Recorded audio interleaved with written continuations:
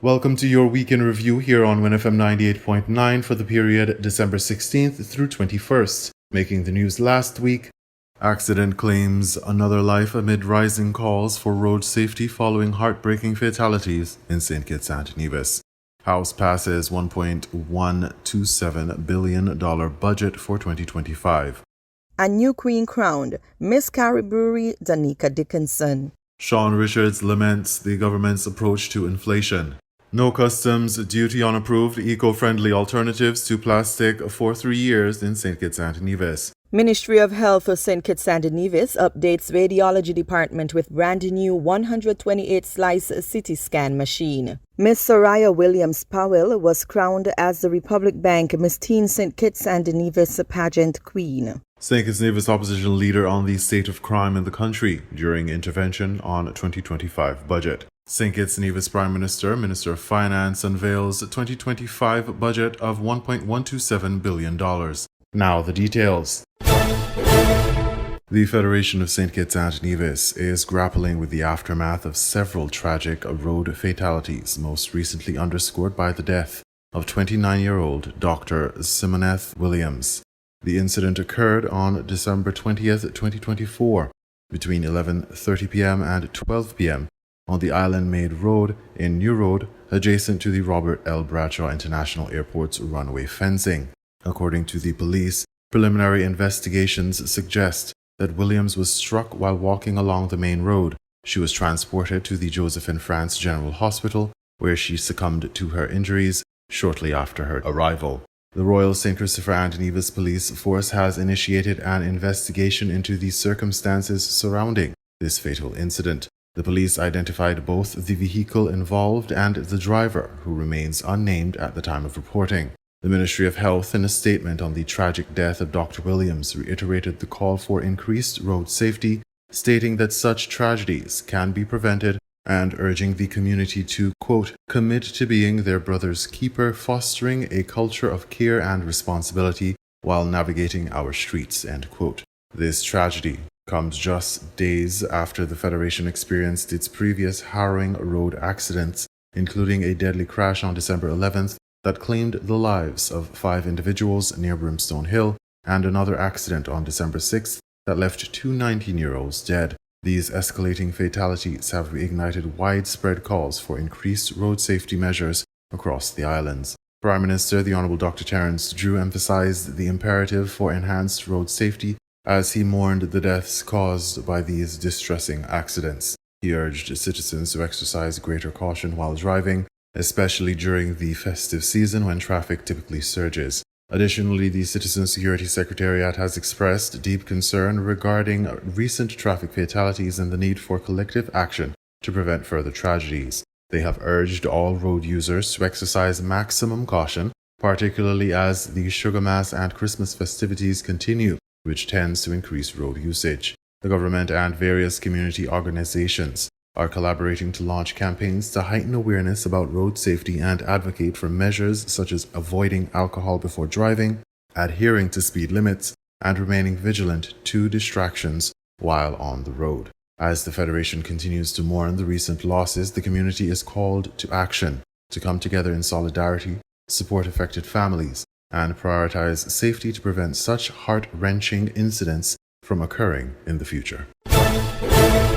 In a session characterized by intense discussions, the Appropriation Bill 2024-2025 was successfully passed in the House on December 20th, 2024. The budget totals $1.127 billion earmarked for the nation's federal expenditures for the upcoming year. The expected expenditure includes recurrent capital and net lending amounting to EC $1,009,136,484 and a legally provided total of EC $117,942,371.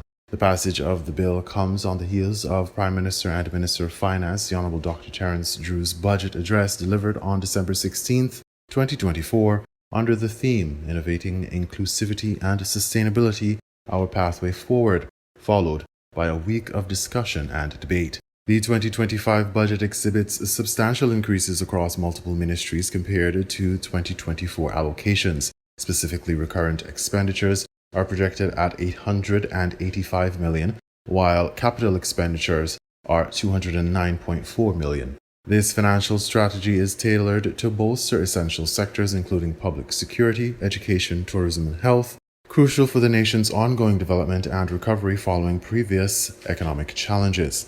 Key allocations include $85.6 million for the Ministry of National Security, a 10.5% increase for the Ministry of Education at $107.5 million, and a remarkable 92.7% increase to the tourism sector. Additionally, the health sector is set to enhance service delivery with $86.8 million in recurrent expenditures. These initiatives suggest the government's commitment to not only immediate societal needs, but also the broader goal of establishing a stable economic future for St. Kitts and Nevis. Miss Carrie Brewery Danica Dickinson, an aspiring chartered accountant, walked away with the title of Miss St. Kitts and Nevis 2024-2025 on Thursday night, December 19, 2024, at Carnival Village. She amassed a total of 710 points. Ladies and gentlemen, we're down to the final few seconds with a total of 710 points. Your new Miss St. Kitts and Nevis is your dazzling darling, contestant number 3, Miss Carberry Danica Dickinson. Prime Minister Dr. Terence Drew presented her with a bouquet, draped her in the winner's sash, and crowned her with a tiara on stage. Third in her appearances, Danica wowed the crowd repeatedly. She had been one of the public's favorites even before the pageant. She amassed the majority of likes on social media to capture the Most Popular Contestant Online award. She also donned the Best National Pride costume, entitled Carnival Tales Unmasked. The costume merged the nation's festivity and folklore, such as the clown, masquerade, and bulls, enhanced by the colors of the national flag. Dickinson received 2 trophies and EC $20,000, which was designated for the Queen. In the first runner-up position was Miss Urban Development Corporation Tiana Richards, with 653 points. She captured most of the judged appearances, including Best One-Piece Swimwear, Best Two-Piece Swimwear, Best Modeling Skills in Evening Gown, and Best in Evening Gown. She was deemed most captivating and camera-friendly by the official photographer, thus capturing the award for Miss Photogenic. Richards received EC $15,000, a sash, and trophies. One of the most memorable appearances by Richards was the one-piece swimsuit segment. Her winning one-piece swimwear was titled Bashment Queen, a dancehall-inspired piece bearing the colors red, black, green, and gold on the top with a bit of shimmer, and an attached leather bikini with gold chains dangling on both sides. She further enhanced her piece with a long dreadlocks ponytail, partly covered with a red head wrap, hoop earrings, and red platform pumps. She strutted across the stage to popular dancehall music of the 1980s to deliver one of the best one-piece appearances in Carnival's history. In second runner-up position, Miss Azul Printers Tonya Manners scored 648 points overall. She captured the Best Performing Talent award. Her talent, dubbed Ungratefulness Worse Than Witchcraft, highlighted the ingratitude and recklessness of people. She exposed wasted opportunities and poor priorities. Manners humorously honed in on major talking points in the nation's political arena, such as the double salary and the famous reference by Duncan Big Lice Watley, "Things Not Going Well." Her presentation noticeably grabbed the attention of the crowd, as there was lots of laughter and a big round of applause. For her second runner-up placement, Manners received the EC $12,000 cash, a sash, and a trophy. The first judged segment on Coronation Night was the interview with Mrs. Dion Baptiste Clark. Each of the contestants was asked the same question. The question was, some argued that beauty pageants place too much emphasis on physical appearance. How would you respond to this comment? Miss St. Kitts Music Festival, Jutambian Kelly answered it best. Throughout history, beauty pageants have been shown to be vain events. People feel like they focus too much on the physical instead of what's happening up inside the woman's brain or what's happening inside her heart. Now, throughout my journey in Miss St. Kitts, I have realized something. I feel like with the introduction of the platform, it has given us a certain sense of purpose. purpose to do something, purpose to make societal change. If I look at my platform, which is RISE, which stands for Resilience, Individuality, Strength, and Empowerment, I have learned that through this platform, I can really go out there and make a difference. And I feel like as I stand here, I am able to showcase my platform in front of an audience of people who come from all different walks of life. Yes, they did look at my physical appearance, especially in the swimsuit pageant that just now passed, but that is not all that beauty pageants are made out of. We are powerful women. They make us out to be ambassadors, representatives. We are the people who are stepping out into the future and making the change. This is just a tool to do that. And if it means that they have to focus a little bit on the physical, that is okay, because it's really what we focus on the inside, that makes all the difference. Thank you. Thank you, Jatambien. Though she did not capture the crown or a runner-up spot, Miss Coca-Cola Vanessa Simon walked away with most of the unjudged segment awards, including Miss Amity, Best Platform Development, where she highlighted murder victims' children, and the Chairman's Award. Miss A1 Tents and Events, Micaiah Collins, also displayed exceptional performances across the various segments and left her mark on the nation's pageantry landscape. All contestants received the participation trophies and bonus points for early arrival at the pageant. Considered one of the most prominent pageants in the Federation, the Miss St. Kitts and Nevis Queen pageant featured the 6 contestants on 2 separate nights, a swimsuit showcase on December 8 and coronation night on December 19. Former leader of the People's Action Movement, PAM, and parliamentary representative for constituency number 5 in St. Kitts, the Honourable Sean Richards, raised significant concerns during his address on the 2025 budget on December 19, 2024, one being the adverse effects of inflation and the government's ineffective response to the economic challenges facing St. Kitts and Nevis. Richards articulated his belief that the current administration has inadequately addressed the impact of inflation, stating, I'm not necessarily going to argue that inflation is not driven to a large extent by the international economy. But where I basically do not agree with all of the presenters that have heard thus far in terms of inflation is that we cannot do anything relative to inflation in St. Kitts and Nevis. I don't accept it, Madam Speaker. He cited the historical context to argue for local strategies that could mitigate the effects of rising prices, emphasizing that inflation decreases citizens' purchasing power. Inflation, Madam Deputy Speaker, is described as an increase in the prices of goods and services over time, which causes a relative decrease in purchasing power. Richards delved into the cause of inflation, citing an article that outlines multiple factors contributing to this economic phenomenon, including increased wages and government policies. He argued that while external forces influence some inflation, local policies are vital in managing inflation rates. By providing examples from past experiences in St. Kitts and Nevis, he underscored that sound policies can counteract inflation even amidst global economic pressures. There is one article that I have here, Madam Speaker, entitled, What Causes Inflation? Understanding the Factors That Drive Up Prices. And it says increased costs including wages, government policies, and the dollar's devaluation can all contribute to inflation.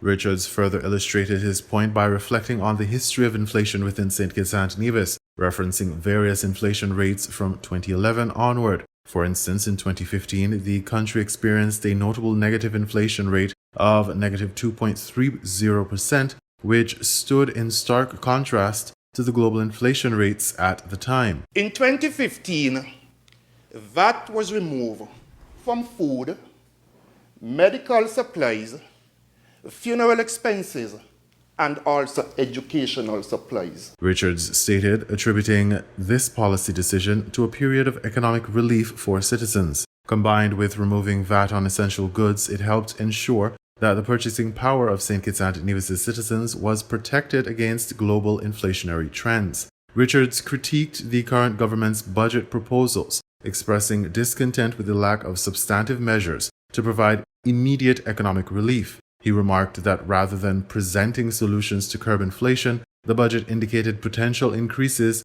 in inflationary pressures. And instead of hearing that we can expect a reduction in inflation because of the policies of the government, what we're hearing is that we can expect a further increase in inflation. The opposition MP also highlighted the struggles of ordinary citizens in St. Kitts and Nevis, sharing a poignant anecdote from his constituency. I was doing a walkthrough recently in my constituency, and a parent said to me that she has only bought one skirt and one blouse to send her daughter to school because she cannot afford to buy any more. Richards shared, capturing the dire situation many families find themselves in amid rising costs. The PAM MP's observations illustrated the economic hardships exacerbated by inflation, echoing the sentiments of many constituents. Richards stressed the government's responsibility to implement policies that benefit citizens and alleviate economic burdens. He remarked that even a proposed reduction in VAT due to its temporary nature would ultimately fail to address the overarching issues of inflation and the cost of living within the Federation. He questioned the efficacy of short-term solutions, stating, "You said for 6 months, and until you change it, I will speak on what you presented. I will speak on what you presented." Highlighting the transient nature of the government's proposed measures. The budget debate reflects the broader economic challenges St. Kitts and Nevis face. It reveals a critical need for comprehensive policy solutions that prioritize the well-being of citizens in economic hardship while addressing the multifaceted issues of inflation. As the nation prepares to implement a stringent ban on single-use plastics, the focus is increasingly shifting to reusable and biodegradable alternatives. This transition aims to mitigate our heavy reliance on plastic and foster a more eco-friendly culture. However, consumers and businesses have expressed concern about the costs associated with this shift. In response to these concerns, the Minister of Sustainable Development, Environment, Climate Action and Constituency Empowerment, the Honourable Dr. Joyle Clark, addressed the issue during her intervention in the 2025 budget debates on December 18, 2024. During her presentation, she underscored the importance of informing consumers about the economic implications of this transition. Dr. Clark clarified that the government has inspected potential barriers associated with the switch and is taking proactive measures to alleviate financial burdens. A key part of our efforts to reduce pollution and protect our ecosystem has been the advancement of the phased implementation of the single-use plastic ban that was announced in March 2024. This move supports global efforts towards aligning our Kunming-Montreal Global Biodiversity Framework by addressing pollution as a major driver of biodiversity loss. The minister laid out the timeline for the single-use plastic ban, detailing the phasing of the initiative. So we announced that phase 1, we had the prohibition of plastic shopping bags and a ban on their distribution. So December 31st, no more importation. March 31, no more distribution.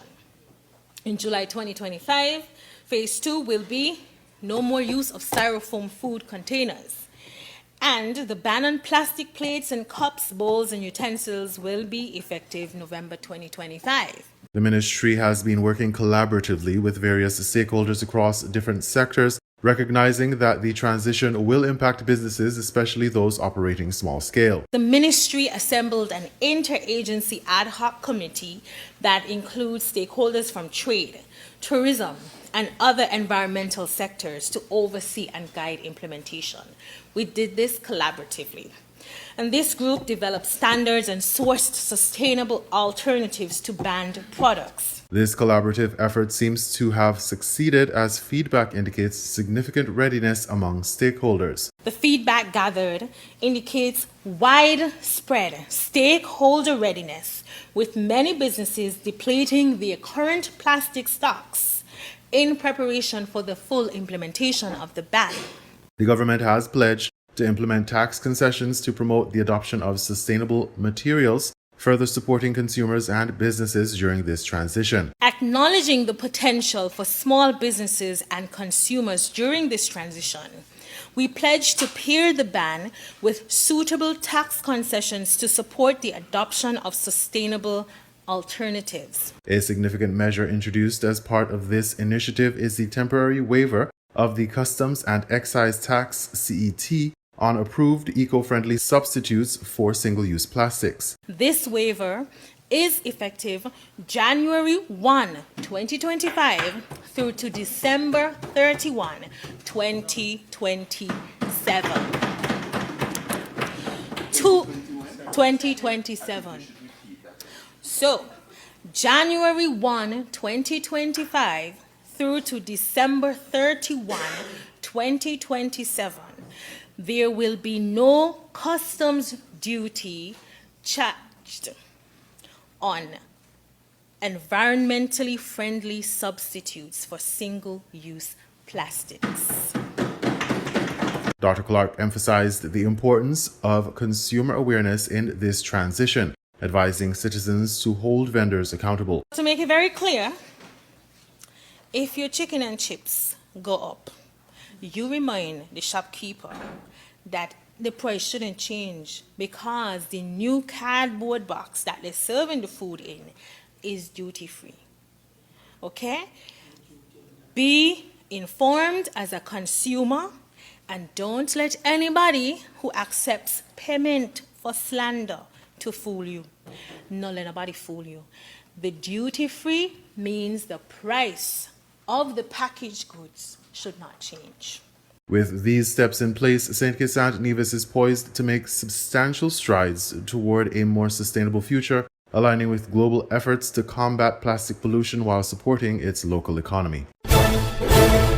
For the first time in St. Kitts St. Nevis's history, a fully government-owned CT scan machine is now a part of the health service. Dr. Jensen Morton, Director of Health Institutions in the Ministry of Health, said the $2 million investment involved the purchase of a 128-slice CT scan machine, other critical components, and infrastructural work at the hospital. This is part of a greater project, which was a $2 million investment into bringing computerized tomography imaging back into JNF, and for the first time to have it be government controlled. Now, the $2 million is not just for the bed and gurney, which would have been seen delivered on Tuesday, but it also includes the upgraded UPS system as well as battery, a complete upgrade and overhaul of the entire electrical system of the radiology department of JNF to be able to accommodate the demands of this new machine.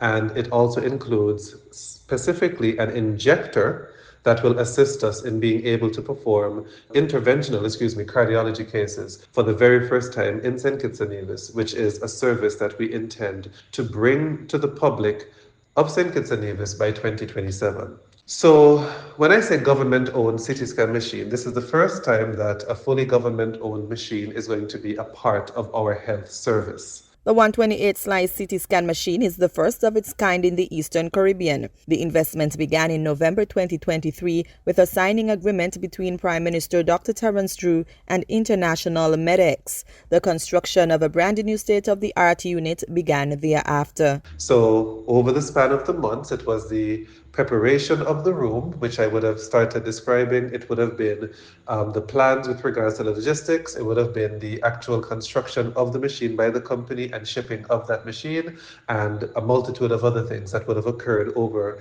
the past 13 months.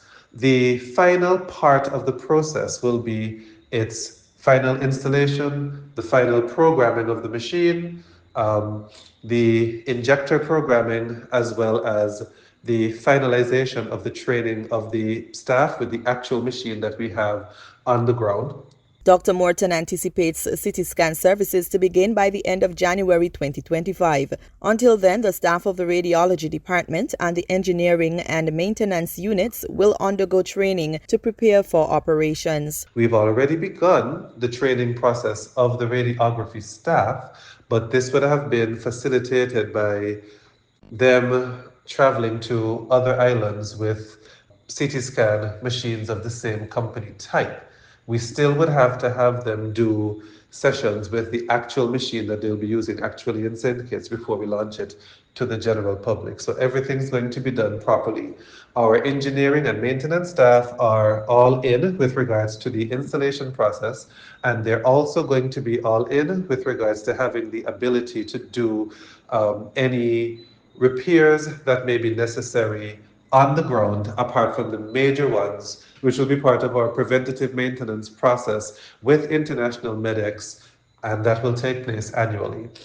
So all of this is part of a greater investment in radiological diagnostic imaging that we have been partaking in the hospital to try to make us as state-of-the-art as possible. The 128-slice CT scan machine generates images with a high level of detail and speed not seen with traditional CT scans. Dr. Morton explained that a machine of this capability will significantly enhance the diagnostic imaging facilities at the Joseph and France General Hospital. It is also a perfect match for the standard radiographic and ultrasonographic equipment on site and will complement the MRI services that will be put on stream in 2025. Earlier in the year, we would have seen that our fluoroscopy unit, which is a type of X-ray, it came into being and it was installed by a medical technology company from Trinidad, and that would have been up and running for a few months now. We still have our basic X-rays done by our X-ray machines. We have quite a few portable X-ray machines which have been optimized by that same company. And now we're bringing CT scan services. The MRI unit, which is also part of the radiology umbrella, that unit is being constructed actively at the back of the current JNF hospital, and that is still on target for the building to be complete by the end of the first quarter of 2025. Subsequent to that, we wish to coordinate the delivery of the MRI machine by the April of 2025 into St. Kitts and Nevis, and you'll be able to see that happening at that time. The 128-slice CT scan machine is expected to enhance the accuracy and speed of diagnoses and also improve patient outcomes. It is part of the government's greater plan to ensure a sustainable health system.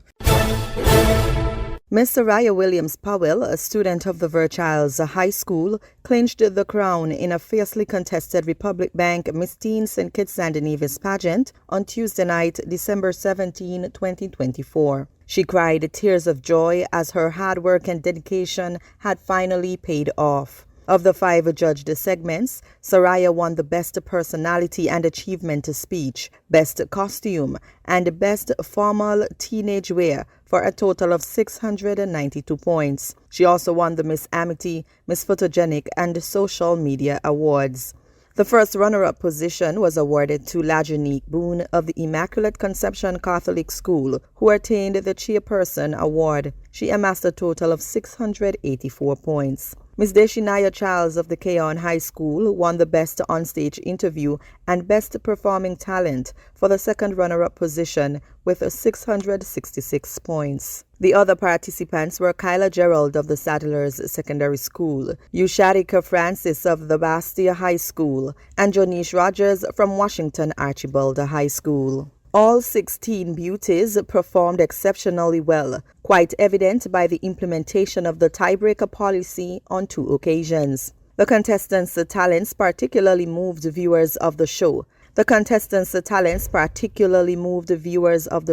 Some sharing real-life stories of losing their fathers to acts of violence and the pain of growing up without their dads, whilst some other contestants focused on abuse, particularly the concern of adult men robbing girls of their innocence. The Minister of Creative Economy and Parliamentary Representative for Constituency No. 4, Honorable Samal Duggins, congratulated the Teen Queen and expressed his immense pride that the crown returned to his alma mater after a 1-year hiatus. Quote, "Congratulations to the newly crowned Republic Bank Miss Teen St. Kitts and Nevis Soraya Williams Powell, representing my alma mater, the best school in the multiverse, Verchilds High School. You absolutely brought the fire and made us all so proud. Your victory was well deserved, and your performance was nothing short of spectacular." Unquote. Minister Duggins also congratulated the first and second runner-up places and the other contestants for their display of spectacular performances. The Republic Bank Miss Teen St. Kitts and Nevis pageant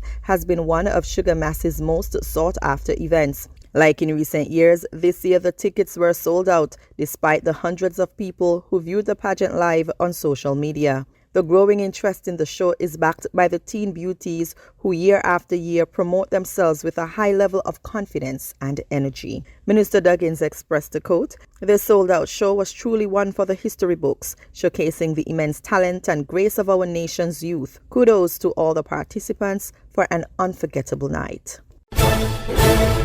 In response to Prime Minister the Honourable Dr. Terence Drew's budget presentation regarding crime and violence, Leader of the Opposition and Premier of Nevis, the Honourable Mark Brantley, expressed serious concerns over the ongoing challenges facing the Federation. During his rebuttal on December 17, 2024, Brantley lamented the surge in crime while advocating for a collaborative approach among all sectors of society to address this pressing issue. Brantley emphasized the need for collective action, stating, "A political culture where we as parliamentarians only have ideas when we are in government, but can only advance criticism, devoid of recommendations and solutions when we are in opposition." He urged all St. Kitts and Nevis stakeholders to pool ideas and resources to combat crime effectively. Brantley highlighted that crime stems from societal issues rather than government actions alone, noting, "Indeed, there are some problems which are beyond the capacity of even large governments to solve. Crime is one such problem, as it emanates not from government or government institutions, but from the society itself."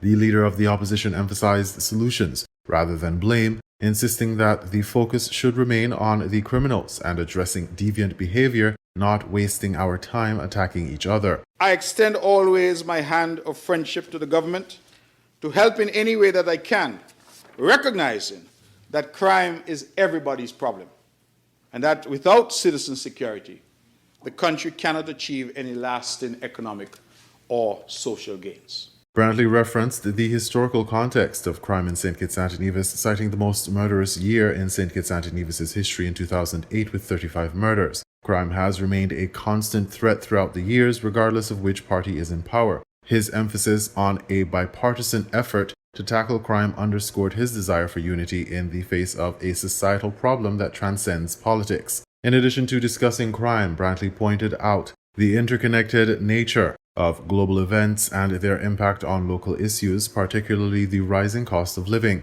He compared the challenges faced by small island nations like St. Kitts and Nevis with those of larger countries, capturing the idea that complex issues like crime and economic hardship cannot be tackled with simple isolated actions. Using examples from the global stage, Brantley elaborated on the increase in smuggling activities, emphasizing the necessity for a robust response to both crime and economic difficulties exacerbated by external circumstances like the war in Ukraine. I mention Ukraine because sometimes I think it's important for our people to understand the interconnectivity of the world.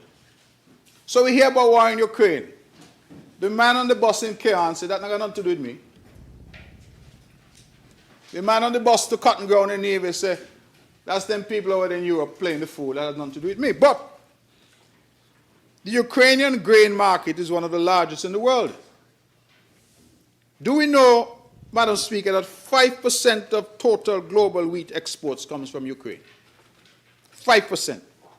40% of global sunflower meal exports and 35% of sunflower oil exports come from Ukraine. We know in St. Kitts Nevis, we love bread more than anything else. We have more bakeries per capita than anywhere else in the world, I'm sure. We love cakes, we love dumplings. Anything and everything made with flour, we love. Well, flour is made from wheat. If wheat production is globally impacted by war in Ukraine, then wheat will become more expensive, leading to wheat products like flour being more expensive, leading to products from flour like bread being more expensive. So I ask the question rhetorically because I know what the answer is. He highlighted that elements like the cost of food and daily necessities are significantly influenced by international markets, making it challenging for local government to effect immediate change. Brantley reiterated the importance of dialogue and collaboration in governance. His comments reflect a call of unity and a proactive approach to addressing the interlinked challenges of crime, economic resilience, and societal well-being. The leader of the opposition's perspective underscores the critical need for collective efforts as the Federation seeks a safer and more prosperous future. Brantley's return to this central theme, collaborative engagement to combat crime, sets the stage for ongoing discussions among all stakeholders about the most effective strategies to ensure the safety and security of citizens of St. Kitts and Nevis. The government of St. Kitts and Nevis has officially presented its 2025 budget, totaling $1.127 billion, as outlined in the budget address delivered by Prime Minister and Minister of Finance, the Honorable Dr. Terence Drew, on December 16, 2024.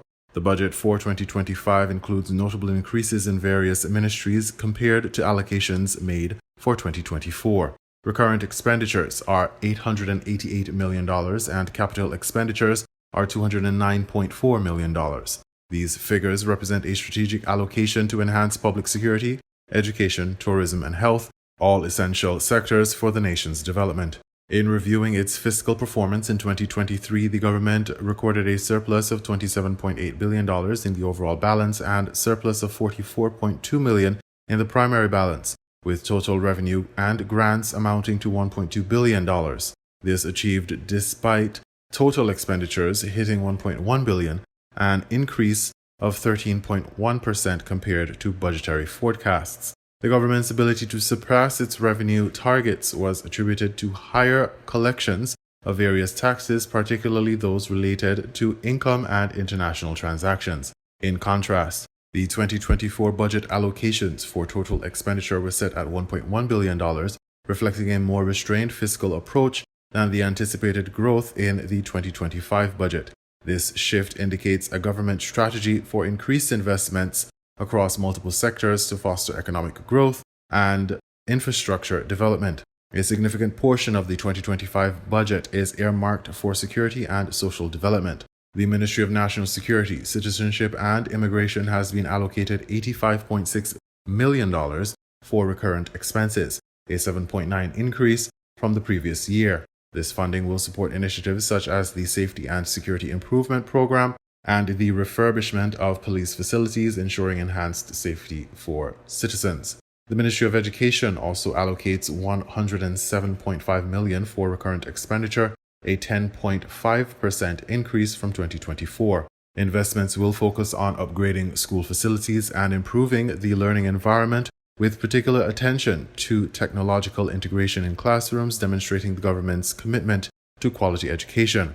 A recurrent expenditure of $53.3 million will also benefit the tourism sector, representing a dramatic 92.7% increase over the 2024 allocations. This substantial hike reflects the ministry's commitment to promoting sustainable tourism practices and enhancing infrastructure in this critical economic sector. The health sector will receive an allocation of $86.8 million for recurrent expenditure in 2025, continuing the trend of investing in healthcare improvements. This is a 9.5% increase over 2024, aimed at modernizing facilities and recruiting critical healthcare personnel. The government aims to improve health services through substantial capital investments, including construction of new health centers and developing the smart hospital. The government emphasizes that these fiscal strategies address immediate needs and lay the groundwork for long-term prosperity. The total public sector debt stood at $1.6 billion, reflecting a decrease in the debt stock and an improvement in the debt-to-GDP ratio, which decreased by 4.4 percentage points. This fiscal prudence and strategic investment in social services are expected to lead to sustainable economic growth. In summary, the 2025 budget is a substantial commitment to national development. It emphasizes support for citizens through enhanced social services and infrastructure projects while focusing on fiscal responsibility and economic growth. You were listening to the Week in Review here on WINN FM 98.9. Thank you for listening and have a productive week.